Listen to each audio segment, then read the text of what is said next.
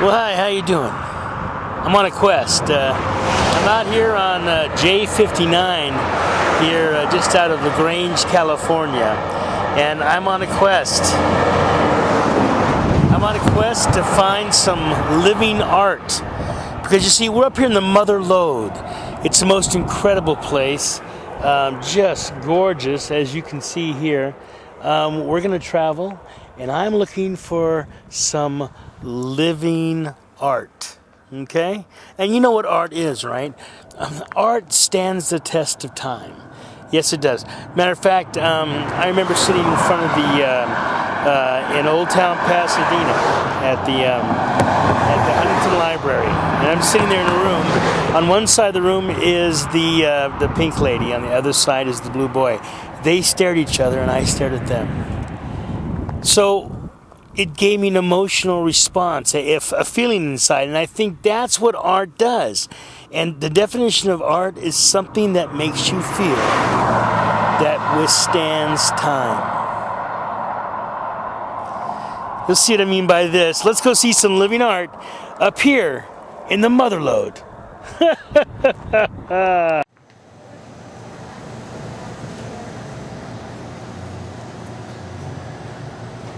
Welcome to Columbia Harvest Festival.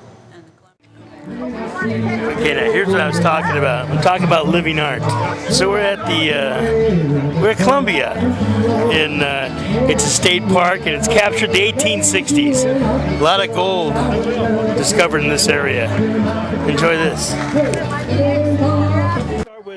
With of course, now this is what I was talking about, folks, and I got Ron here. Of course, as you know, he's a member of Golden Mother Lode, and we're in the Mother Lode at Columbia State Park, enjoying a wonderful time here. So Ron, say hi to everybody in Golden Mother Lode. Hi, everybody. Now, what are you doing? You know, right now I'm skinning a steak here for making a walking stick, and I'm just shaving off the bark, smoothing out some of the knots. When I get this all done, which I'm pretty close, I'll sand it down and I'll just have a walking stick. I got a nice little selection. This one I left the forks on there, so you know you can hold down the crawdads or the snakes. You know, if you're out there in the river or walking out on the trails.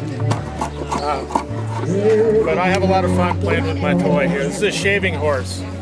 Back in the old days, if you were a cooper making barrels, you would use this to make your barrel staves. I just have a straight draw knife, but a cooper has a curved one for making barrel staves. If you were a wheelwright, you would have a spoke shave, which would have a nice little arch on there for making spokes and fashioning your wagon wheels and stuff. So this is an old style tool, just my version. This is what I like to do when I'm at the craft shows and stuff. It looks like I'm a real woodworker when I get my tools out. Well, I think you are a real woodworker. Somebody even called me an artist the other day. Well, see, it's funny you say that, Ron, because we're on a sojourn today to find living art. And what better place than in Columbia here? Something that, you know, it doesn't matter how old you are or what year it is, it touches you emotionally. Yeah. And tell me how you feel about what you're doing in the country you're in, doing this in this area. I'll tell you what, I feel really lucky that I get to do the things that I enjoy. Coming to Columbia here is my favorite event all year. And I really look forward to it.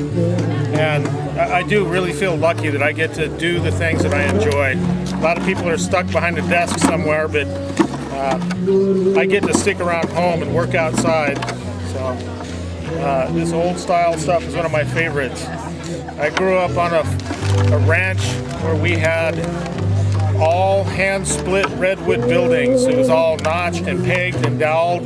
And so I just have a passion for the old style of doing things. And I got a pro, and I like to make shingles and shapes. And I get out my draw knife and smooth out the boards. And I can sit on my shaving horse all day long. But unfortunately, I got to go and make money to pay the bills. It's a lot of fun, though. I really enjoyed this. So this goes back a long time here. When do you think this? Tell me about Columbia here and when it really thrived. Well, I didn't have it written in my calendar, so there I go. All right, bye. Get some samples. Can you describe what you're doing? Oh, well, right now I'm plying. I'm making a 2-ply yarn with some yarn that I already spun. And the fiber that I'm using is sheep's wool and alpaca blended together. I like doing this. And when you spin the wool, you spin the singles one way, and then when you ply it, you spin it the other way. Santa, and ply them together. where's the wine? Now, let me ask you a question. This obviously now has become an art form, and it's beautiful stuff that you're doing. And the way you say art is because it gives you an emotional response. But now, back in the day, when this was being done, it was also more than art. It was used daily. Is that correct? Yes, and it was necessary, and not everyone enjoyed doing the necessary task. When you do it for fun, it's one thing, but when you have to do it, I would imagine it might be something different. How long have you been doing this? 12 years. 12 years. I was doing something else, but anyway, I thought that's so. Well, it's definitely not your first rodeo. I'm doing this every year. And what is your name? Constance. Constance, nice to meet you. How are you doing? Good, what are you doing? Oh, I'm knitting a scarf. How long have you been knitting? Since I was 5 years old. And you're like 21 now, so. Absolutely, so that's a long time. And can you describe what you're doing? Yes, of course. I'm doing a knit stitch. I'm doing a scarf in 2 colors. This is for a school project. This is Sonora Elementary School colors, and I'm knitting a scarf that they can wear for Rally Day. Now, I bet you back in the 1860s, this was a pretty popular thing to do. It was. Most people would sit and knit at night time because there really wasn't much else to do. And the comfort, the throw behind me is all made from different kinds of yarn. You know what I'm finding?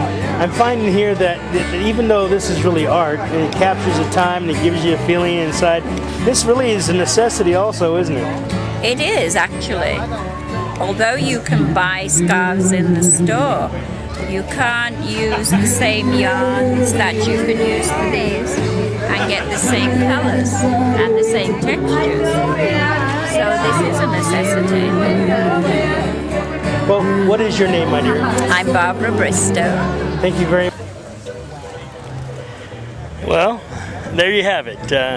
We just touched some real art, and here's what we found out. Things that could be art now, back in the day, they were necessities.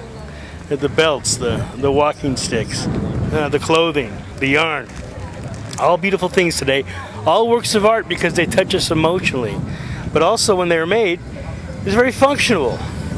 So back in the day, as with Columbia, a living monument here in California, we find that things back then that were just necessities have become art today.